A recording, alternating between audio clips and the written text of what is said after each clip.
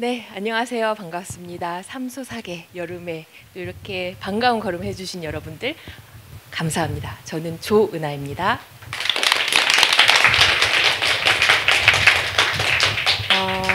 삼소사계의 삼소는 호계삼소라는 고사에서 나왔습니다. 이 예술과 학문에 몰입하다 보면 갈 길이 머나먼 것을 잊고 경계 없이 서로 어울려서 화합한다는 의미고요. 그리고 사계 중에 오늘은 여름입니다. 오늘의 강연과 공연의 주인공은 물이에요. 이 정암사는 지금 물소리 들리시나요? 이 자연이 들려주는 물의 사운드로 늘 둘러싸인 각별한 공간이죠. 이 정암사의 계류에는 천연기념물인 열목어회 서식지이기도 합니다. 자, 오늘 강연과 공연을 본격적으로 시작하기에 앞서서 정암사 주지이신 천웅 스님의 인사말을 청해 듣도록 하겠습니다. 스님. 예, 반갑습니다. 그럼 여기 이제 옆에 흐르는 계곡 물소리는 천연기념물 73호. 열목어가 천연기념물이 아니고 계곡이 천연기념물입니다. 열목호 서식지로 지정된 천연기념물 물소리를 들으면서 환경운동가 염형철님의 인문학 콘서트를 듣고 그다음에 이제 피아노 조나 박상희님의 피아노 연주를 들으면서 여름에 어떤 힐링이 될 수 있는 그런 자리가 되었으면 좋겠고요. 어떻게 보면은 여기가 올해 우리 한반도에 열대야가 없는 지역이 이 한백산을 중심으로 한 이 지역이거든요.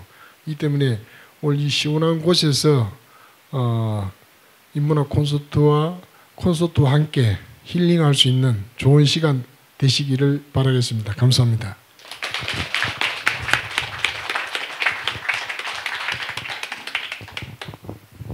네. 네, 천연기념물은 정암사의 시냇가 계곡이다. 네. 자, 이제 강연으로 시작을 하겠습니다. 물이라는 세계, 물과 함께하는 세상을 만나실 텐데요. 오늘 물이 주인공인 이 삼소사계 여름을 위해서 사회적 협동조합 한강의 공동대표로 활발한 활동을 펼치고 계시는 염영철 대표님을 귀하게 모셨습니다. 염 대표님께서는 생태문화운동, 그러니까 좋은 강 문화를 구현하기 위한 생태문화운동에 굉장히 헌신하고 계세요. 그래서 예를 들면 여의도의 색강 생태공원 그리고 중랑천의 리와일딩을 개척해 오셨습니다. 이 강을 강답게 만들자. 그래서 맑은 물이 흐르고 생명이 숨쉬는 또 살아 움직이는 강을 위해서 강의 자연성을 회복하고 그리고 인공적인 개입을 최소화하면서 그러니까 인간과 개발 중심의 그 이 발전보다는 자연의 결정과 회복력을 존중하는 이런 생태 운동을 펼치고 계십니다. 그래서 오늘 그 물이 우리 인간에게 얼마나 중요한지 그리고 물을 위해서 어떤 행동과 실천을 할 수 있는지 구체적인 사례를 들어서 발표를 해주실 텐데요. 네, 그러면 염영철 대표님을 따뜻한 박수로 맞이하겠습니다.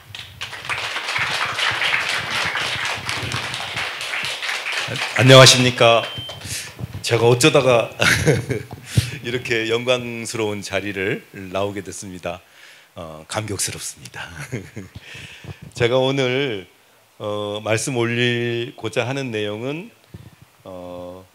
원래 정암사에서 잡아준 제목은 인류세의 마지막 희망 물이었습니다. 그런데 제가 조금 바꾼 제목은 물이라는 세계와 물과 함께하는 세상 이렇게 좀 잡았습니다. 어떤 취지였냐면요. 요즘에 일상의 중요함에 대해서 굉장히 많이 강조가 되잖아요. 특히 코로나랑 이러저러한 격변을 거치면서 어쩌면 정말 중요한 것은 우리의 일상에 있고 우리 가까이 있는 것을 소중하게 이해하고 그리고 그것을 충분히 즐기고 행복해하는 것이 중요하다, 이런 것들을 또 많이 느끼는 그런 시절이었잖아요. 그래서 저는 인류세의 큰 이런 이야기가 어쩌면 우리 주변에 작은 것을 깨닫고 그리고 그것을 함께 지키는 것에서 시작하는 것이 아닐까라고 생각을 해봤습니다. 그래서 제목은 제가 활동하고 있는 소소한 이야기들을 설명드리는 형태로 조금 좀 바꿔봤습니다. 괜찮으시죠? 네, 그러면은 진행해 보겠습니다. 네, 그럼 옆에서 좀 도와주시겠습니까? 뭐가 보이십니까? 네. 사진이 온통 까맣죠.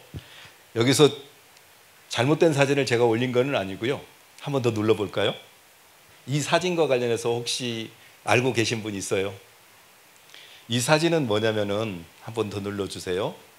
명왕성 근처에서 지구를 찍은 사진이에요. 1977년에 보이저 1호가 발사가 되거든요. 그래서 13년 동안 날아가니까 명왕성 근처쯤까지 날아갔다고 합니다. 명왕성 근처쯤에서 돌아보니까 지구가 저렇게 보인 거예요. 근데 지구가 너무나도 창백하고 아주 조그만 점처럼, 그렇지만 다른 별들과는 달리 아주 푸른 빛이 영롱한 그런 행성으로 사진에 찍혔다는 거예요. 그래서 이 사진이 쉽게 찍힌 사진은 아니고요. 보이저 1호를 발사를 하면은, 특히나 이것은 우주를 굉장히 멀리까지 여행하도록 설계가 되어 있기 때문에 이 사진 하나를 찍기 위해서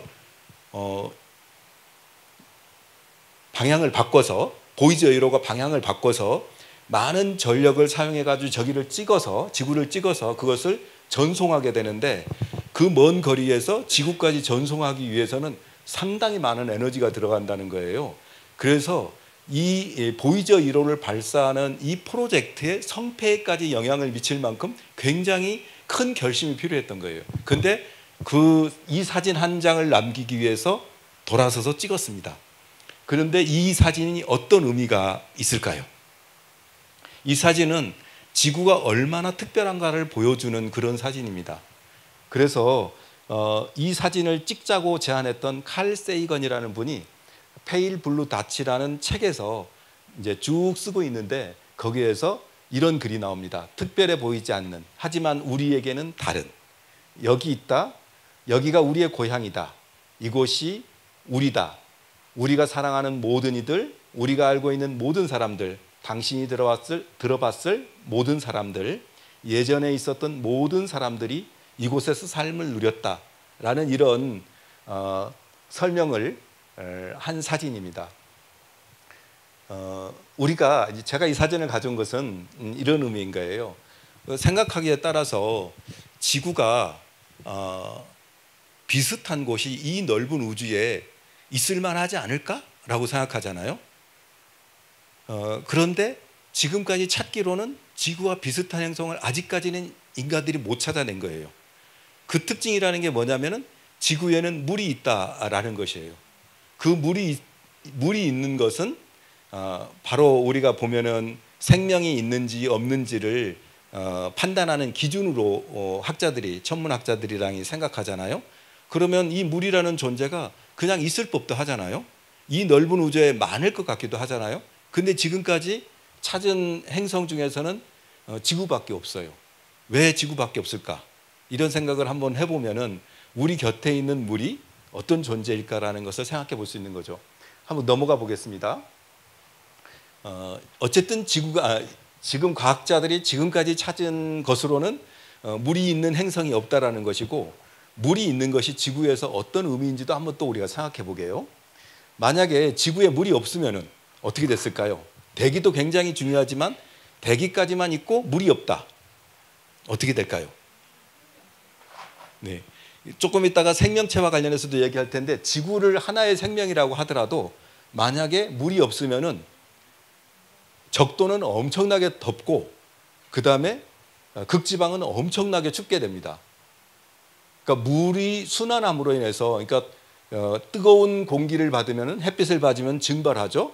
그리고 이것이 날아가 가지고 차가워지면 내려가는 거죠. 그리고 뜨거운 물이 물이 뜨거워지면은 올라가고 또 차가워지는 물은 내려오고 해서 해류가 대류하는 거죠.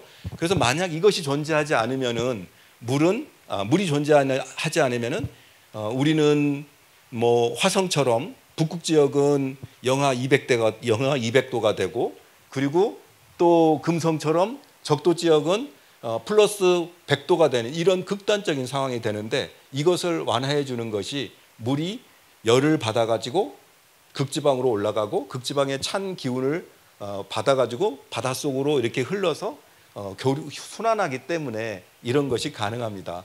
그래서 결국은 지구라는 존재에 생명이 살 수 있는 것은 물이라는 그 특징이 있어서다, 이런 얘기를 해보고 싶은 것인데요. 다시 한번 넘어가 볼게요. 이렇게 큰 틀에서 그 앞쪽으로 넘어가 보겠습니다. 네, 다음 페이지로 한번 가보십시오. 예, 우리가 이렇게 우주 얘기를 하면서 물 얘기를 한번 해봤는데요. 그래서 우주에서 지금까지 지구만 확인된 물이 있는 행성이다라는 얘기를 해본 거고요.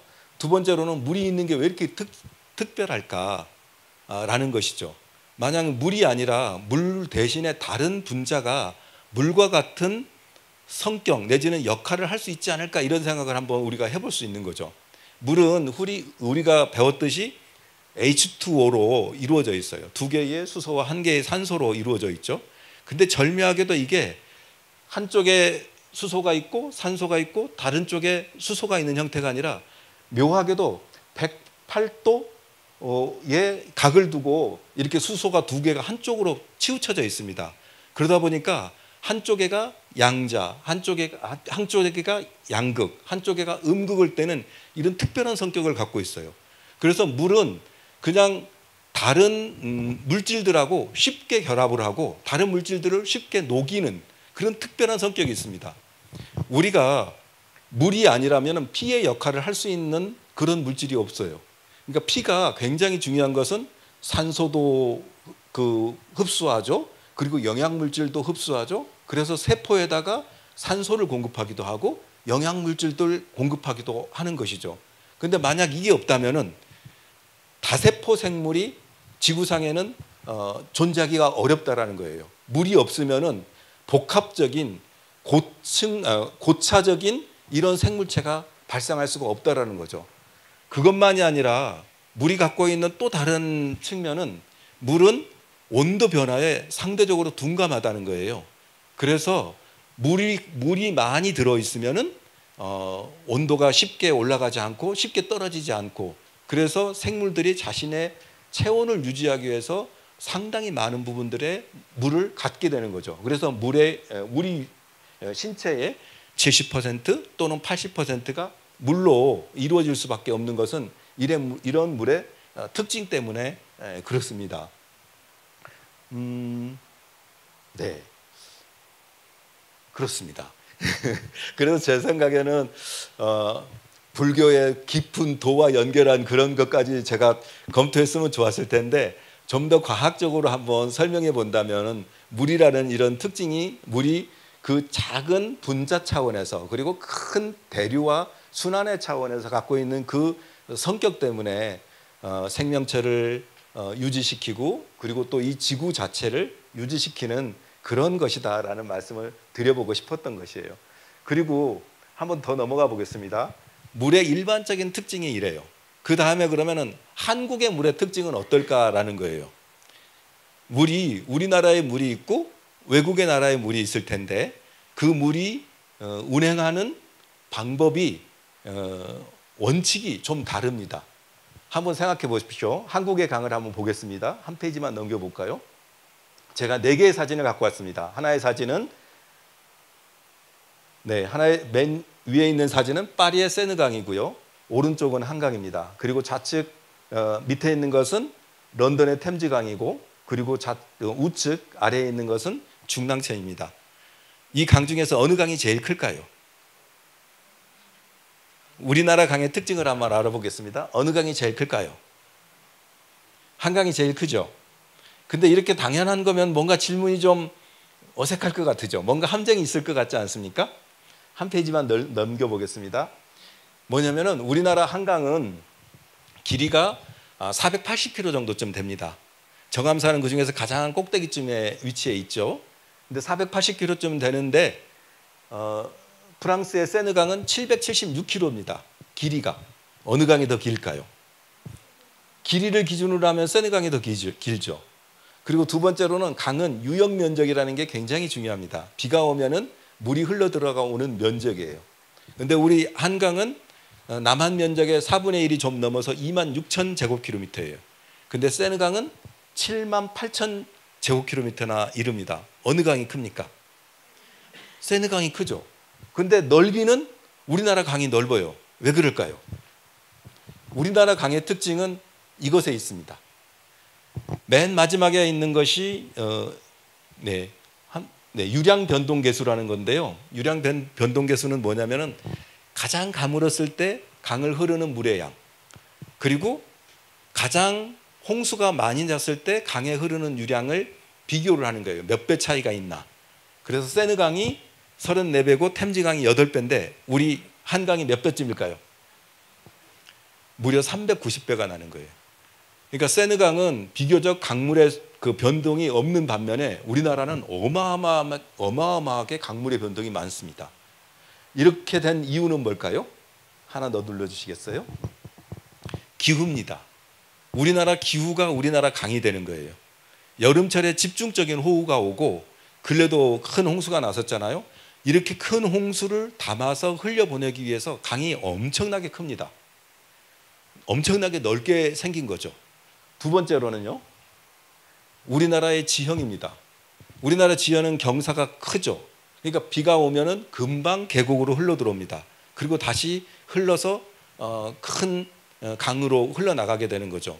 그러다 보니까 우리나라는 유량 변동 계수라고 하는 가뭄 때하고 홍수 때하고 차이가 굉장히 크게 나죠. 한번 생각해 보겠습니다.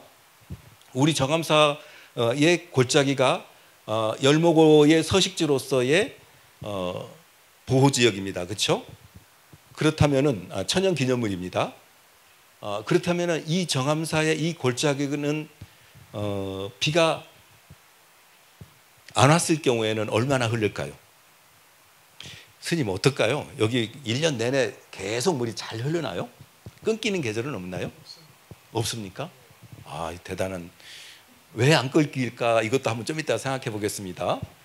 우리나라의 웬만한 계곡은 사시사철 졸졸졸졸 물이 흐르는 게 아니라 비가 그치면은 금방 끊기는 경우가 많습니다.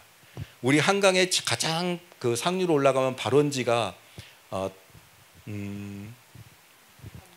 검룡소거든요. 그게 검룡소인데 검룡소는 하루에 한 1,500톤 정도의 물이 나와요. 근데 그렇게 물이 나오면 거기서부터 계속 물이 끊임없이 이어질 것 같잖아요. 그런데 그 1,500톤 되는 적지 않은 물이 조금 흐르면은 사라지는 경우가 굉장히 많습니다. 상류에 비가 그치면은 땅 속으로 들어가 버리거나 증발돼 버리거나 이렇게 돼가지고 산의 계곡이 금방 물이 흐르지 않는 경우가 우리나라에서는 굉장히 많아요. 건천인 경우가 많습니다.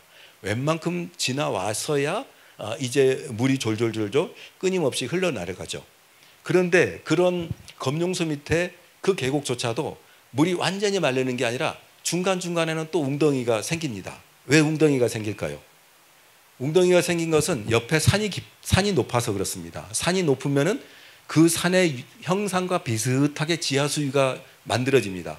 그 지하수가 비가 오지 않아도 지구의 중력에 의해서 끌려 나오기 때문에 졸졸졸졸졸 샘이 생기는 것이죠. 그래서 우리나라의 산은 비가 그치면은 계곡에 쉽게 물이 마르는 반면 또 반드시 군데군데 웅덩이가 생기고 그 웅덩이에는 물이 반드시 생깁니다. 그래서 우리나라의 하천은 한편에서는 수량의 변동이 굉장히 크지만 다른 한편에서는 마르지 않는 샘들이 곳곳에 있고 그리고 이 곳곳에 있는 작은 샘의 물고기들이 거기에서 숨어서 겨우 어려운 계절을 나고 그 다음에 홍수가 나거나 물이 불어나면은 확 번지는 그런 특징을 갖고 있습니다. 그래서 우리나라의 물고기들은 그런 극단적인 기후에 적응한 물고기들이 발달하게 되는 거죠. 그런데 만약에 여기를 물이 흐르지 않고 늘 물이 차 있게 보드를 많이 맞게 되면은 이제는 그런 장점을 갖고 있는 물고기보다는 그냥 평상시에 물이 넉넉한 데서 헤엄칠 수 있는 그런 것에 유리하게 적응한 물고기들이 퍼져나가는 거죠. 그것이 예를 들어서 블루길이나 베스 같은 것입니다. 그래서 외래종의 유입은 우리 환경의 변화와 굉장히 연관이 많다라는 것입니다. 그리고 이게 산이 많은 것이 또 중요한 것은요. 다르게 한번 우리가 아프리카를 가보겠습니다. 아프리카에 가면은 건기가 되면은 막 수만 마리의 누나 얼룩말이 막 달리지 않습니까? 그 녀석들이 왜 달리죠? 물을 찾아서 달리죠. 근데 거기는 근데 우리나라는 그렇게 10km를 달리는 그런 동물이 있습니까? 없죠. 그러면 그 나라는 왜 동물들이 이렇게 멀리 물을 찾아서 다니고 우리나라는 물을 찾아서 다니는 동물들이 없을까요? 산의 힘입니다. 그러니까 금방 말씀한 것처럼 산이 있기 때문에 지하 수위가 산 지형과 비슷하게 형성되고 비가 내리지 않아도 골짜기에 곳곳에 웅덩이가 있기 때문에 그 물을 먹으면 됩니다. 그런데 아프리카나 몽고나 이런 데 가면은 거기는 초원입니다. 거기가 높이가 1000m 정도쯤 되거든요. 1000m쯤 높은 초원인 거예요. 그러니까 비가 오면 어떻게 되냐면은 물이 흐르죠. 근데 비가 멈추면은 얼마 지나지 않아서 땅속으로 다 들어가 버리고 지표면에는 강이 없습니다. 물이 없기 때문에 그 물을 찾아서 몇십 킬로, 몇백 킬로를 동물들이 달려갈 수밖에 없는 거죠. 그래서 우리나라 물의 특징은 이 산이 있다라는 것 자체가 굉장히 큰 특징이 있습니다. 다른 하나는 기후죠. 이 두 개에 의해서 우리나라 강이 형성됩니다. 이렇게 강이 형성된다라는 것은 강을 이용하는 방법도 굉장히 달라지게 된다라는 뜻입니다. 아까 사진에서 봤었는데요. 템즈강이나 세느강과 우리 한강과 한번 차이를 생각해 보세요. 뭔 차이가 가장 클까요? 그쪽에는 있고 우리한테는 없는 거. 그쪽은 강가에 바로 도로가 있고 그리고 배가 있습니다.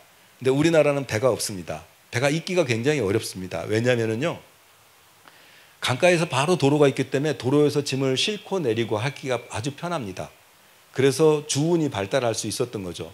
근데 우리나라는 강으로 내려가기가 힘듭니다. 환승이 어렵기 때문에 서울시에서 뭐 수상택시나 수상버스나 이런 것들은 막 돈을 들여서 하려고 해도 안 쉽습니다.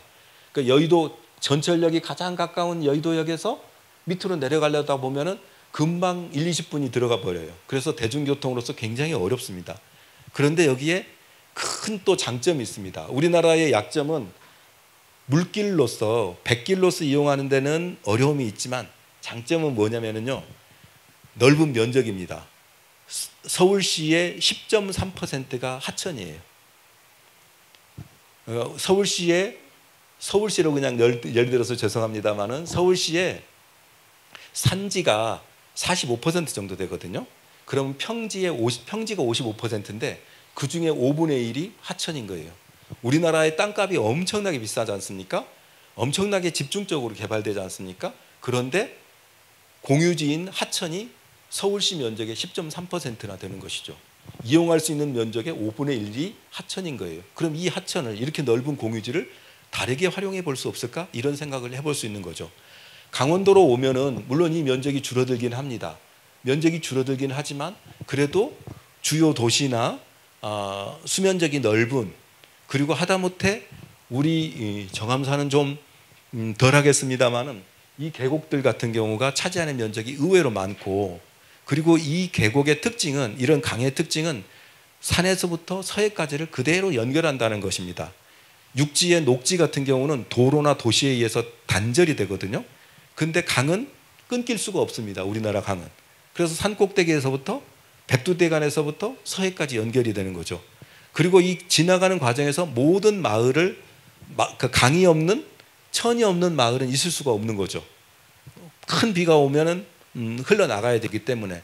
그래서 이 강이라는 것은 강을 이용하는 생물들이 상하류로 자유롭게 이동할 수 있는 그런 장점이 있고, 동물들만 아니라 식물들도 물을 따라서 씨앗을 퍼뜨리거나 할 수 있기 때문에 굉장히 중요한 소통 통로가 됩니다. 그래서 우리나라처럼 이렇게 땅을 집중적으로 이용하는 나라에서 이런 하천을 어떻게 활용하느냐에 따라서 우리의 환경 그리고 우리 삶의 어떤 방향, 문화 이런 것들도 달라질 수 있다라는 얘기를 드리고 싶습니다. 그래서 우리나라 강의 큰 특징은 외국에 비해서 큰 특징은 엄청 넓다.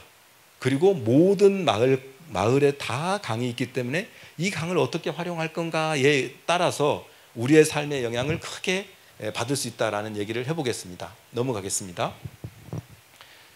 그리고 우리나라의 물과 관련한 생각이, 저는 환경운동을 오래 했거든요. 그래서 환경운동가로서 말을 하면은 우리나라의 환경정책에서 가장 결정적인 사건이 뭘 것 같습니까? 우리나라에서 사람들의 생각을 크게 바꾼 것이 91년도에 있었던 두산 페놀 사건입니다. 이게 왜 문제가 됐냐면요. 그리고 우리나라에서 가장 큰 사건이 됐냐면은 그 전까지는 환경 문제라는 것은 우리 동네에 쓰레기 매립장이 들어와요. 또는 더 심각하게 하더라도 온산병 이렇게 해가지고 공장의 매연이나 냄새 이런 것들이었어요. 이런 것들이 1990년까지 우리의 환경 문제였거든요. 환경 문제였는데 91년 페놀 사고가 나면서 어떻게 됐냐면은 구미에 있는 두산전자라는 회사에서 페놀이 그 파이프가 고장이 나가지고 흘러나온 거예요. 그것이 아침쯤 흘러나왔는데 그게 흘러서 35km를 흘러서 대구의 취수장에서 취수가 됐어요. 그게 저녁 늦게 됐습니다. 저녁 늦게 취수를 됐는데 이 페놀이 들어가면은 페놀 자체로는 특별한 문제를 일으키지 않는데요. 수돗물을 만들면은 만들어진 수돗물, 그러니까 정수된 수돗물이 다시 오염되지 말라고 거기다가 염소로 소독을 해요. 염소가 소독된 물은 외부의 세균이나 바이러스나 이런 것들이 들어왔을 때 염소에 의해서 죽기 때문에 재오염, 다시 오염되지 않도록 하기 위해서 수돗물은 반드시 염소를 넣게 되는데 페놀과 염소가 결합을 하면은 클로로페닐, 그래서 염화페닐이 만들어집니다. 그런데 냄새가 나요. 그러니까 이 사람들이 갑자기 수돗물에서 냄새가 나니까 공무원들이 어떻게 했을 것 같습니까? 아까 염소가 소독물질이라고 그랬잖아요. 그러니까 혹시라도 이 수돗물에 의해서 문제가 생길까 봐서 염소를 더 투입했어요. 그럼 어떻게 됐을까요? 냄새가 더 심각해진 거죠. 그래서 그 다음날 아침에 일어나가지고 밥을 하려고 하고 세수를 하려고 하는 사람들이 수돗물을 틀으니까 악취가 진동을 한 거예요. 그래서 사람들이 막 코를 막고 난리가 났습니다. 그리고 이것에 대해서 당시에는 충분히 과학적으로 또 조사도 되지 않았기 때문에 대구가 엄청난 공포에 빠지게 되고, 그리고 어떤 그 신문에 보면은 임신을 중절하는 그런 사태까지 막 발생을 하게 됩니다. 이거에 의해서 기형이 발생할지 않을까 이런 우려 때문에. 그러다 보니까 우리나라에 꼭 환경 문제만이 아니라 다른 사건까지 하더라도 거의 유일무이한 수준인데요.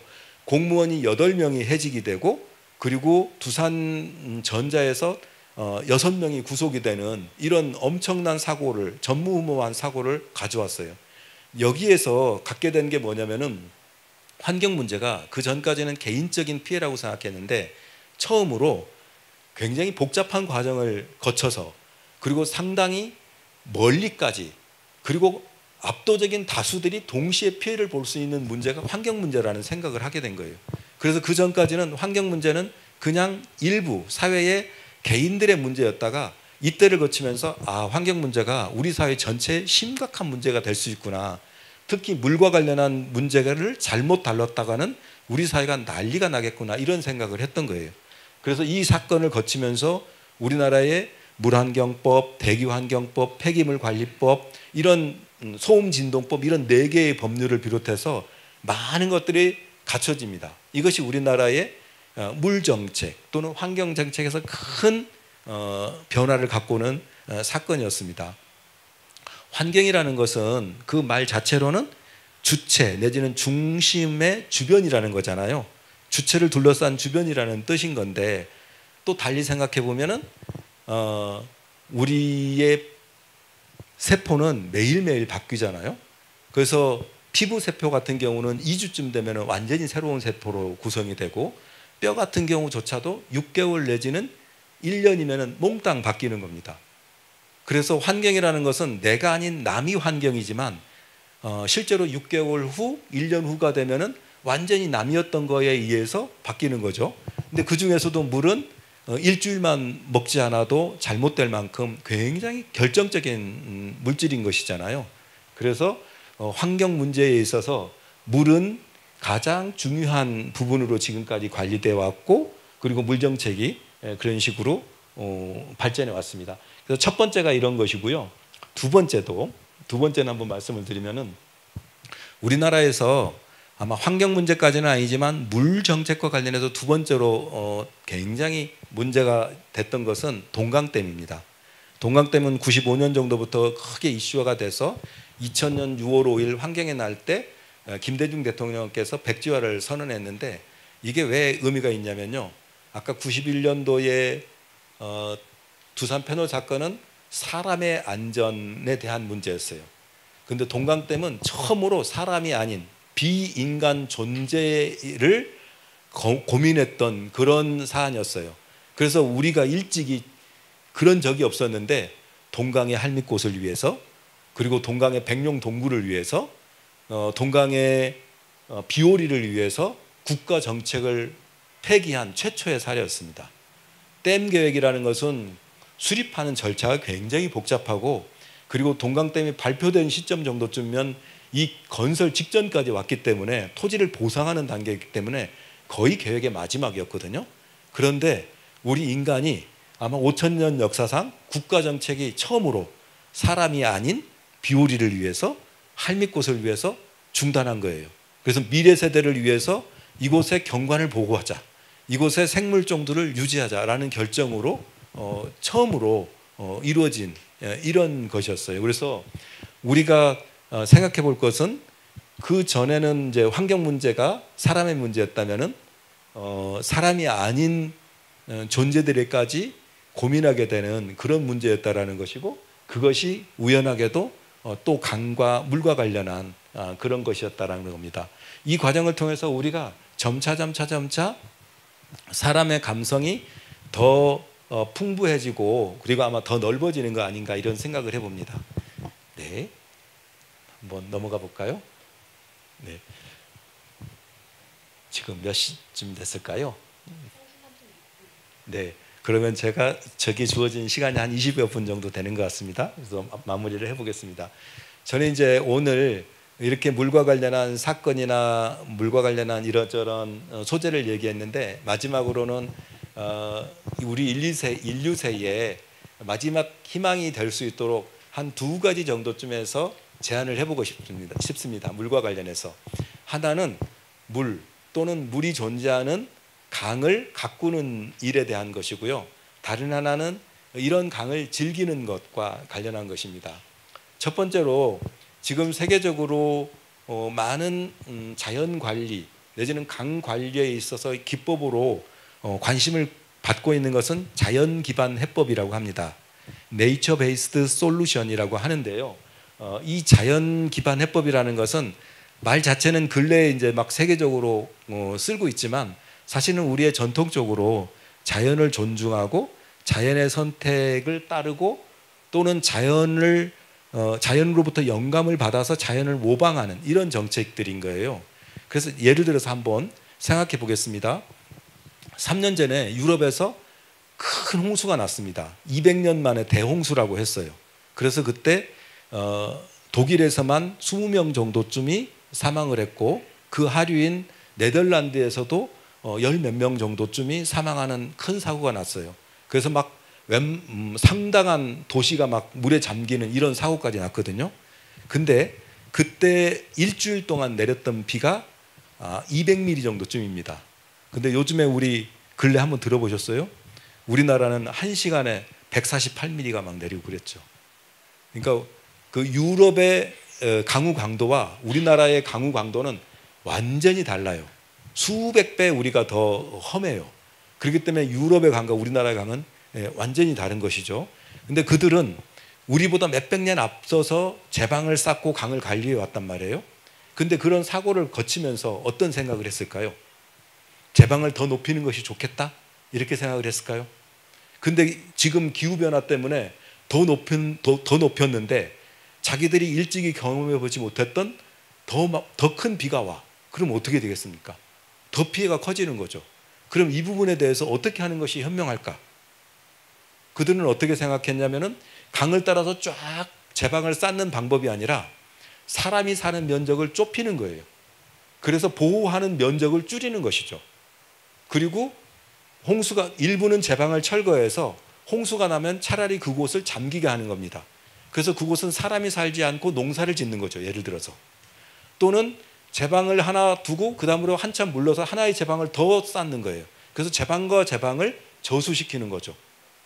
이런 방법으로 자연의 영역을 좀 더 넓혀주는 겁니다. 그리고 사람의 공간을 좀 줄이는 것이죠. 그리고 사람을 지키는데 자원을 집중하고, 그리고 사람과 자연 사이에 그 완충지대를 만드는 방법으로 대응을 하기로 했어요. 즉 이것이 자연 기반 해법이라는 겁니다. 자연을 다 통제하고 싸우려고 하는 것이 아니라 자연의 길을 존중해주고, 그리고 사람의 피해를 줄이고, 그리고 홍수가 난 다음에 빠르게 복구하는 방법으로 물 정책을 바꾼 것이죠. 한번 넘어가 보겠습니다. 네. 그리고 우리나라에 지금 물 관리 기본 계획이라고 우리나라 물 정책에서 가장 높은 정책이 있거든요. 저도 어떻게 운 좋게 이 계획을 수립하는 데 있어서 주요한 역할을 했었는데, 비전을 보면요, 자연과 인간이 함께 누리는 생명의 물입니다.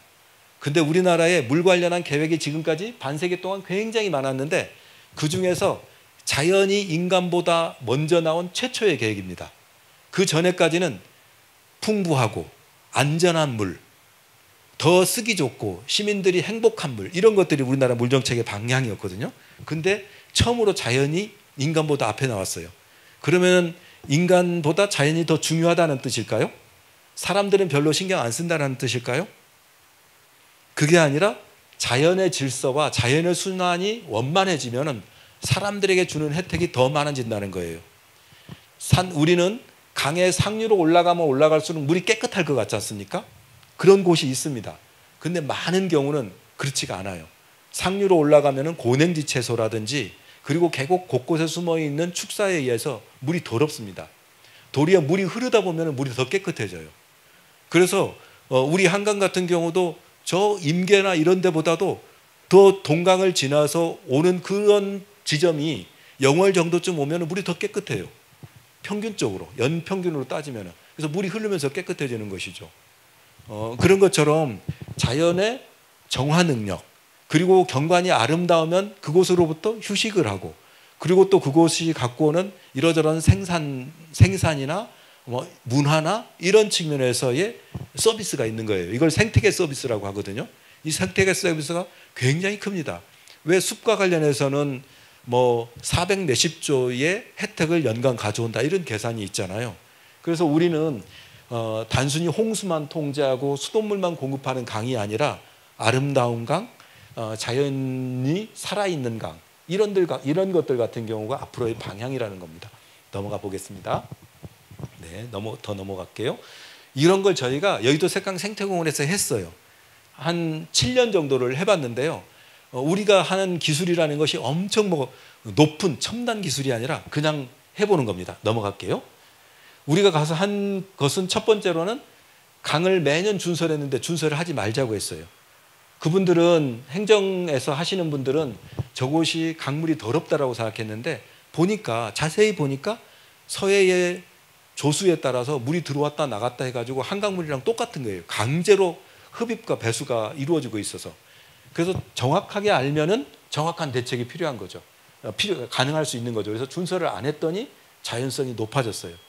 두 번째로는 우리는 나무가 넘어지면 치우지를 않습니다. 일반적인 공원에서는 막 치우느라고 엄청난 탄소를 배출을 하고 또 폐기하잖아요. 그런데 우리는 그대로 냅두고 저 자체를 사용합니다. 스님들 앞에서 이런 질문을 하기가 그렇긴 합니다만은 한번 보세요. 살아있는 나무와 죽어있는 나무 두 개 중에서 살아있는 세포는 어느 쪽이 많을까요? 그러면은 질문을 제가 잘 안 했겠죠. 살아있는 나무는 안에 있는 목질부는 죽어있는 세포예요. 그리고 바깥에 있는 외피도 죽어있는 세포예요. 살아있는 것은 변제라고 목재 바깥에 있는 띠 부분만 살아있는 세포입니다. 근데 나무가 죽잖아요. 죽으면은 저것을 분해하기 위해서 박테리아, 세균 이런 녀석들이 막 들어와요. 그리고 그것을 먹고 살기 위해서 곤충들이 들어오고 새들이 들어와요.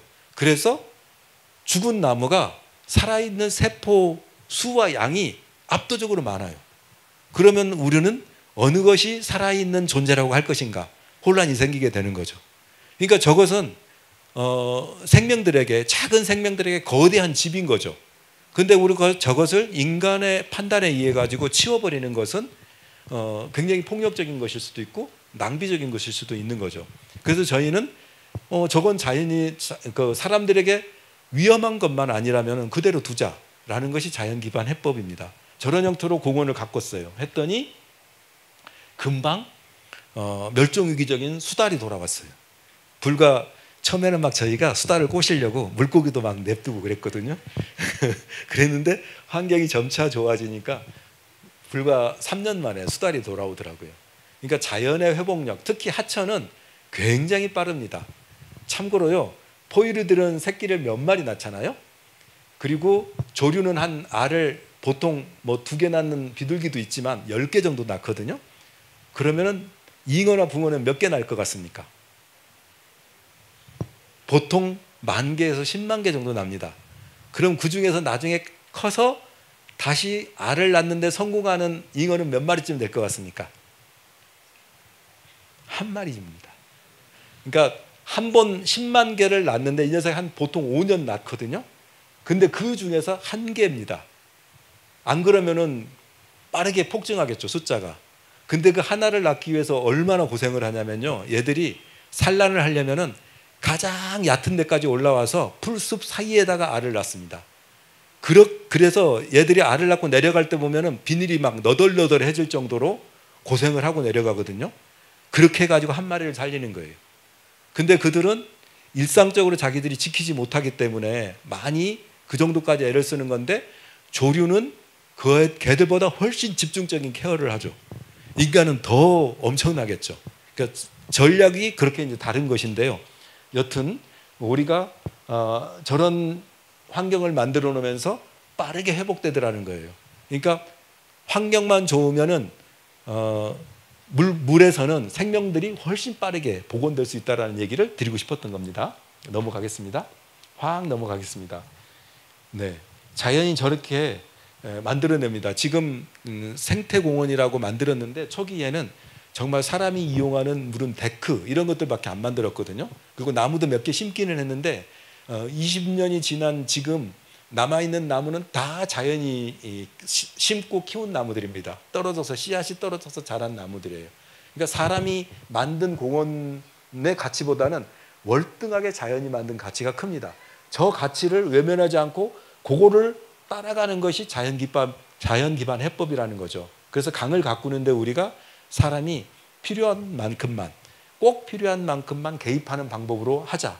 이것이 자연 기반 해법이고 적응형 또는 적당형 관리입니다. 쫙 넘어가 보겠습니다. 네,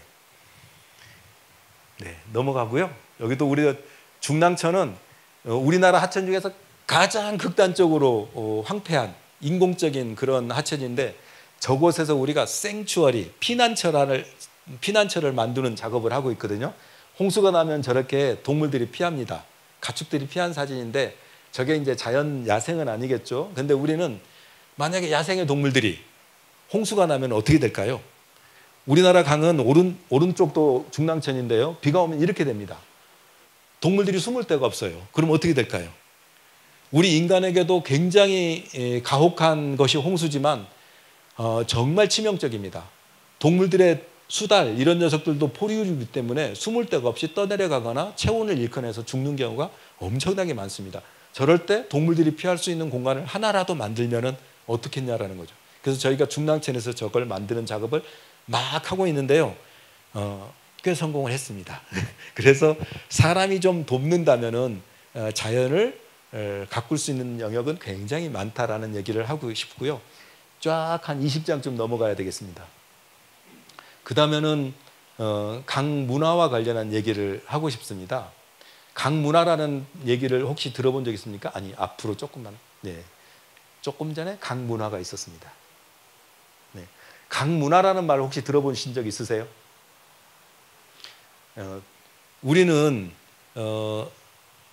강문화라는 말은 못 들어보셨을 텐데요. 강문화는 뭐냐면은 강을 기반으로 해서 할 수 있는 문화, 아니 앞쪽인데 너무 많이 지나가 버렸는데요. 네, 죄송합니다.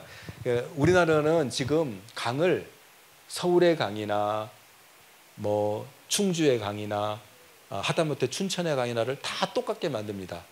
바닥을 깊이 파고 주변에 둔치를 만들고, 그리고 그곳에서 하는 활동이라는 게 뭘까요? 자전거를 타거나 또는 치맥을 하거나 이런 정도쯤 강에서 하는 활동이 있는데, 그것이 강에서만 할 수 있는 활동은 아니지 않는가가 저희들 생각인 거예요. 그래서 강에서만 할 수 있는 이런 활동들을 네, 제가 해볼게요. 네, 강에서만 할 수 있는 활동을 한번 해보자라는 것이 저희들의 이제 생각이었고요. 네, 막 넘어가겠습니다. 아이고, 뭐 어디로 가가지고 강문화는 뭐냐면은 장소성이라고 하죠. 그 공간만이 갖고 있는 특징. 그 장소성을 구성하는 요인은 환경적인 요인도 있고 사회적인 요인도 있고 역사적인 요인도 있고 할 텐데, 그 공간에 가장 맞는 형태로 공간을 가꾸고, 그리고 그곳에 어울리는 문화를 만들어 보자라는 것이 저희들 생각입니다. 그래서 강에서 할 수 있는 활동들도 다양하게 해보자라는 거예요. 그래서 저희가 여의도 색강에서 막 해봤어요. 축제도 하고 시도 읽고, 그리고 그곳에서 뭐 많은 프로그램들을 진행했는데, 진행하는 과정을 통해서 남은 것은 최종적으로 뭐였냐면은 저는 공동체였다고 생각을 해요. 그러니까 강을 처음에는 저희들이 가서 가꿨는데, 우리가 가꾸기 시작할 때는 굉장히 관리가 되지 않아 가지고 폐허 같았었거든요. 쓰레기도 많고 막 환삼덩굴이나 이런 것들이 강을 막 덮고 이런 상태였었는데, 그것을 이용하는 방법은 기껏 달리는 사람들이 종종 있는 정도였어요. 근데 저것이 아름다운 숲이 되고, 그리고 저것이 이용하는 사람들도 좀 늘어나고 하면서 어떤 형태로 바뀌었냐면, 지금은 사람들이 걷고 맨발로 걷고 관찰을 하고 생각을 하는 공간으로 바뀌었습니다. 그래서 굉장히 공간에 대한 이용이 변화했다라는 얘기를 하고 싶고, 그리고 저곳에 사람들이 애착을 갖고 이런저런 관계들이 형성되다 보니까 사람들에게 매우 특별한 그런 의미를 갖게 되더라고요. 그래서 저희 생각에는 자연을 지키자, 강을 가꾸자, 강을 보호해야 된다, 환경을 지켜야 된다, 이런 것들이 명분으로만 있을 때는 당연하지만 자신의 일이 아닌데, 그 공간을 자신이 직접 가꾸고, 그리고 그곳에서 좋은 경험이나 기억이 생기게 되면은 완전히 다른 의미를 갖게 되더라는 것이에요. 그리고 저것을 함께 가꿨던 사람들 같은 경우는 특별하게 자신의 인생에서 특별한 사람들이 되는 거죠. 그래서 저희가 색강을 가꿨지만 색강만 가꾼 것이 아니라 그곳을 이용하는 시민들의 삶이 아름다워졌다고 저희는 생각을 하는 거예요. 그래서 직접 이제 공원을 가꾸는 일들을 하는 거예요. 올해는 지금 저기가 잠기지 않았는데, 참고를 드리면은 작년 같은 경우는 홍수가 났습니다. 홍수가 나면 강에 있는 저런 색강공원들 같은 경우는 어떻게 될까요? 잠기죠. 잠기고 물이 빠지면 어떻게 될까요? 막 그 길이 그 새굴돼서 길이 막 떠내려가거나, 그 다음에 의자나 이런 것들이 막 떠내려가거나 이렇게 심하게 그 망가지거든요. 망가지면은 사람들한테 다 눈에 보여요. 공원이 망가진 것이. 그래서 이곳을 한번 고쳐봅시다라고 하면은 금방 자원봉사자들이 잘 모입니다. 잘 모여서 저희가 이제 작년 같은 경우는 어떻게 했냐면은 1kg 다이어트 책임 보장 뭐 해가지고 자원봉사 100명을 모집합니다라고 했더니 금방 모였어요. 그래서 그분들이 막 땀을 뻘뻘 흘리면서 일을 했거든요. 근데 그 옆에서 훌라춤을 추는 또 일군의 무리가 있었어요. 훌라춤은 막 이렇게 하잖아요. 요게 고향에 있는 계곡이 물이 흐르는 모양이래요. 그리고 막 이렇게 하는 것은 고향에 있는 꽃이 피는 거래요. 그런 것들을 그러니까 자연적인 자연을 형성한 것이 훌라춤이라고 그러더라고요. 그래서 막 노동하고 춤추고 그리고 하긴 1kg 책임 감량은 못했는데 왜냐하면 감자랑 수박 등이 너무 많이 제공이 돼가지고 그건 실패를 했습니다만은 그 떼약볕에 일하는 것 자체가 참여하신 분들에게는 굉장히 즐겁고 의미 있는 경험이나 기억이 됐던 것이죠. 그래서 저는 요즘 우리 사회가 굉장히 단절화되고 그리고 굉장히 이기주의가 만연하는 상황인데 우리 동네를 함께 가꿀 수 있다. 그리고 가꾸는 속에서 옆에 있는 사람들과 관계가 만들어지고 함께 행복했던 기억이 있다면 우리 사회도 더 따뜻해지는 것 아닐까 이런 생각을 해봅니다. 그래서 저희가 엄청 많은 슬라이드는 준비를 했는데요. 여튼 말씀드리고자 하는 것은 두 가지입니다. 어쩌면은 인류세의 희망은 이런 강을 함께 가꾸고 그 가꾸다 보면은 정말 많이 배웁니다. 우리가 그리고 남들이 가꾸는 곳에 가서 구경하는 것이 아니라 가꾸다 보면은 어떻게 가꾸어야 되는지에 대해서 고민하기 때문에 훨씬 많은 것을 배우게 됩니다. 이런 강을 가꾸는 하나, 그 다음에 이런 강을 그냥 들어가지 마시오가 아니라 우리가 적절하게 이용하는 방법 그리고 즐기는 방법을 배우게 되면 우리 삶이 더 풍요로워지고 행복해지지 않을까라는 것입니다. 그래서 인류세의 희망을 한번 물에서 찾아보고 만들어보고 즐겨보자라는 말씀을 이렇게 드렸습니다. 고맙습니다.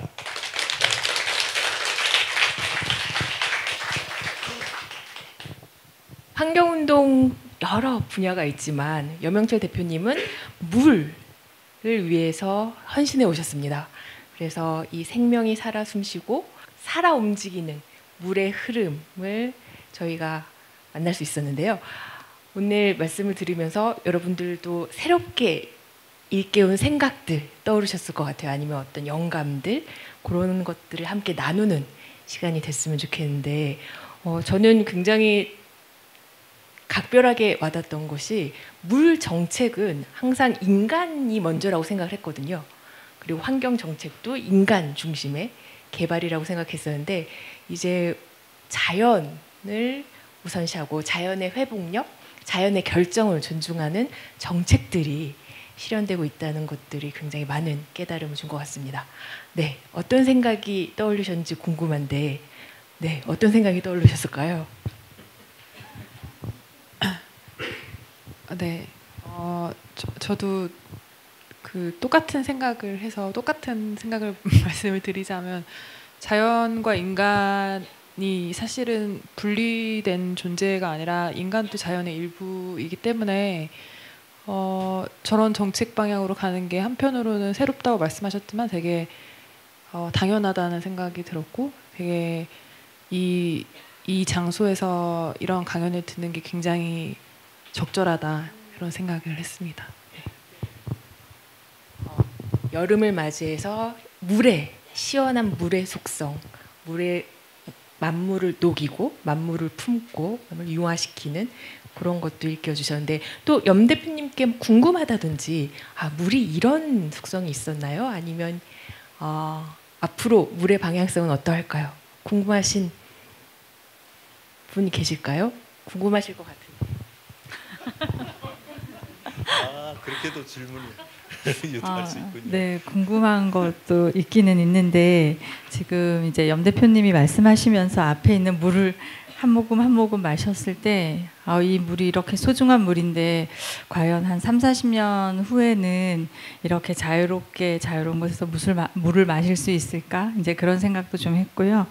근데 사실은 이 정책이라는 것이 아마도 저는 잘 모르겠습니다만 한참 전부터 계속 이 중요하다고 얘기를 했음에도 불구하고 아직까지도 계속 중요하다고 하고 있는데 염 대표님이 생각하시기에 그래도 물 정책에 대해서 뭔가 계속 발전이 어느 정도 속도로 되고 있는지 정책의 발전이 그게 궁금합니다. 네, 저는 인간의 존재라는 게 한편으로 되게 위대한 것은 굉장히 이상적인 목표를 만들고 그 목표를 향해서 나아가는 힘인 것 같아요. 그런데 우리나라 물정책도 우여곡절은 있습니다만은 굉장히 빠른 속도로 사실은 발전하고 있습니다. 그래서 우리나라의 물정책 사실은 이 뒤에도 장황하게 써놨었는데 첫 번째로는 물 공급과 관련해서는 거의 완벽한 상태입니다. 충분히 넉넉하게 제공할 수 있는 형편인데요. 예를 들어서 1인당 1일 물 사용량이 180리터 정도쯤 되거든요. 근데 우리 지금 수돗물로 공급할 수 있는 정수장은 그 2배쯤 용량을 거의 확보하고 있을 정도입니다. 그래서 이렇게 물을 넉넉하게 공급할 수 있는 시설을 갖춘 나라가 흔치는 않고요.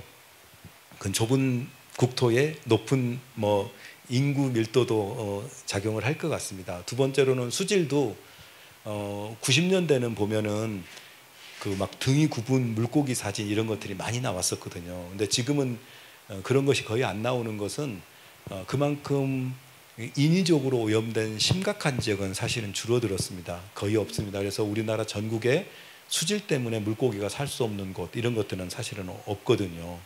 그리고 홍수 피해들 같은 경우도 사람의 피해를 입는 사람의 숫자로 본다면은 굉장히 많이 줄어들었습니다. 그래서 제방이든 댐이든 이런 것을 비롯해서 이런 시설들도 많이 늘었고 특히 올해도 보면은 큰 홍수가 한 번 있었고 그 다음에 또 반짝 남쪽에 산천 같은 경우는 큰 강우가 거의 비슷한 강도가 2번 왔었거든요. 근데 첫 번째는 사망자가 10몇 명이 났죠. 두 번째는 안 났잖아요. 왜 그랬을 것 같아요? 사람들이 다 대피했어요. 미리. 그러니까 결국은 어떤 시설만이 아니라 사람의 생명을 소중하게 생각하고 그리고 미리 대비하면은 엄청나게 줄일 수 있습니다. 그래서 그 시설뿐만 아니라 재해를 대비하는 제도나 인식 같은 경우도 많이 발전을 하고 있습니다. 그래서 저희 생각에는 우리나라 물정책이 반세기 동안에 놀랄 만큼 발전해서 과거 어느 때보다도 안전하고 풍요롭고 좋은 물을 마실 수 있는 시점이다. 근데 이제 여기서 발전해야 되는 것은 사람이 아닌 존재에 대한 배려가 아직은 부족합니다. 그래서 우리나라 정책에서 가장 지금 아쉬운 것은 하천 중에서 자연성을 보존하고 있는 그런 하천이 거의 없다는 것입니다. 그래서 정암사의 하천 같은 경우가 중요한 거죠. 그러니까 천연기념물로까지 지정이 돼 있는데 어떤 측면에서는 아쉬운 거죠. 그래서 이 부분을 발전시켜 나가는 것이 앞으로 우리나라 물정책의 과제일 것 같습니다. 네, 감사합니다. 스님은 어떻게 들으셨나요? 어떤 생각이 떠오르?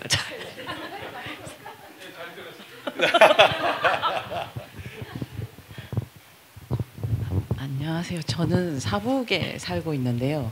저희 사북하고 고안은 원래 석탄 지역, 광산 지역이어서 옛날부터 항상 물이 까맸었거든요. 근데 이제 폐광이 되면서 물이 이제 사실 그 뭐라 그러지? 노란색이었어요. 그 바닥이. 그러다가 어느 순간에는 갈대 같은 것들이 자라고 지금은 이제 물고기가 생겼거든요. 근데 제가 이제 궁금했던 건 이 까만 물에 물고기들이 어디서 나왔을까가 궁금했는데 오늘 대표님 말씀을 듣고 이 물에 대한 자연 정화가 되게 도움이 많이 됐구나라는 생각이 들었고, 그다음에 이제 또 이제 주위의 사람들은 여기에 이제 저희 그런 갱도에서 나오는 물을 정화시키기 위한 그런 시설들이 곳곳에 있대요. 그래서 그 물 덕분에 그렇다라고 하더라고요. 근데 제가 봤을 때는 그 시설에서 나오는 물 그 길에는 물고기가 살지 않았어요. 근데 그 지장천에는 많은 물고기가 지금 살고 있더라고요. 그래서 이게 물론 수질을 정화하는 것도 중요하겠지만 어쨌든 대표님 말씀으로는 자연적으로 정화되는 그런 부분이 가장 역할이 크다는 말씀이신 거잖아요. 네, 감사합니다. 저는 그게 궁금했었는데 오늘 그 부분이 해소가 됐고요. 그다음에 이제 제가 하나 여쭤보고 싶은 건 저희 이제 지장천에 물고기가 많아지면서 새가 많아졌어요. 근데 어떤 사람들은 기후 변화에 의해서 지금 우리나라 기후가 조금씩 이렇게 더워지고 있잖아요. 그래서 기후적인 변화에 의한 건지 아니면 정말 물이 맑아져서 물고기가 생겨서 새가 많아진 건지 그게 좀 궁금했어요. 네. 그 제가 아는 안에서 한번 설명해 보겠습니다. 그 물이 물이 그 이제 탄광일 때는 탄이 섞여 흐르고 하니까 이제 검했겠죠. 그 다음에는 탄광 폐광이 된 이후에는 이제 철 성분이 거기서 흘러나와 가지고 철이 이제 산화가 되니까 뻘겠고, 또 어떤 데는 알루미늄이 산화해 가지고 하천이 허했었어요. 그런데 이제 점차 시간이 지나면서 이제 흘러나오는 그런 이제 성분들이 줄어들고, 그리고 자연이 회복을 해서 지금은 이제 물고기가 살 수 있는 데까지 된 것이죠. 그리고 두 번째 질문은 어떻게 새들이 늘어났을까라는 것인데요. 좀 다른 비유를 든다면은 우리나라가 한반도가 이렇게 산에 나무가 울창했던 때가 언제 있었을까요? 참고로 비교를 한다면요, 1960년대 그 우리나라 산에 있었던 나무의 양과 지금 산에 있는 나무의 양, 그걸 인목 축적량이라고 하거든요. 나무들을 다 모아가지고 그걸 탄소로 다시 막 계산을 해가지고 해보는 거예요.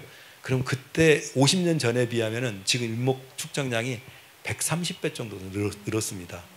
그러니까 우리가 산림의 면적이 줄어드는 것에 대해서 막 걱정하잖아요. 맞습니다. 산림이 막 난개발되고 훼손되는 건 맞는데, 다른 한편에서는 산의 나무들이 엄청나게 컸어요.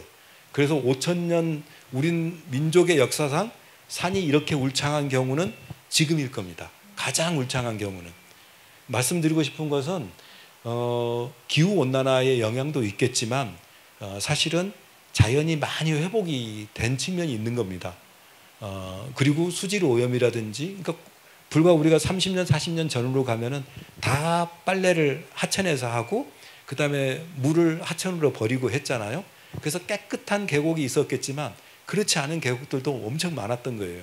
우리의 위생관념이 지금 같은 수준이 아니었기 때문에 막 들어가서 수영도 하고 그랬지만 지금 느낌으로 보면 많이 다를 수도 있을 거예요. 그래서 저희는 우리가 한편으로 막 기후 위기도 있고, 그 다음에 생태계라든지 환경에 대한 훼손이나 막개발과 관련해서 경각심을 갖는 것도 있어야 되지만, 또 다른 한편으로는 우리들이 가꾸고 보호하는 자연의 양이나 수준도 만만치 않다는 거예요. 그래서 자연이 또 회복되고 있기도 하고, 그래서 30년 전, 40년 전에 우리 이렇게 가면 50년 후에 다 망합니다라고 했었잖아요. 근데 안 망하고 있잖아요. 그것은 그 사람들이 거짓말을 한 게 아니라 그동안 우리 사회가 노력도 함께 한 거예요. 그 노력하는 사람과 막 훼손하면서 이익을 보는 사람이 달라서 그게 좀 문제기는 합니다만은, 그래서 우리가 해온 역할, 노력, 막 분리수거하느라고 들인 수고, 이것이 결코 헛되지 않다. 그런 것에 의해서 오늘이 있다라는 말씀을 드리고 싶습니다. 네, 위안이 되네요. 그죠? 네. 한국의 물은 한국의 기후와 지형을 닮아 있는데, 원래 저희가 이 강연 주제로 생각했던 인류세와 물의 관련성은 굉장히 비관적일 거라고 상상을 했었지만, 그래도 인간들이 자연을 해치기만 하는 것은 아니라 자연을 보존하고 함께 공존하기 위해서 그런 노력들을 행해왔고, 그것들이 지금 유지가 되고 있다. 앞으로 더 노력해야 된다라는 그런 희망이 생기기도 합니다. 네, 오늘 이렇게 물이라는 세계, 물이 함께하는 세상에 대해서 큰 깨우침과 희망을 던져주신 염형철 대표님께 감사의 박수 부탁드리겠습니다.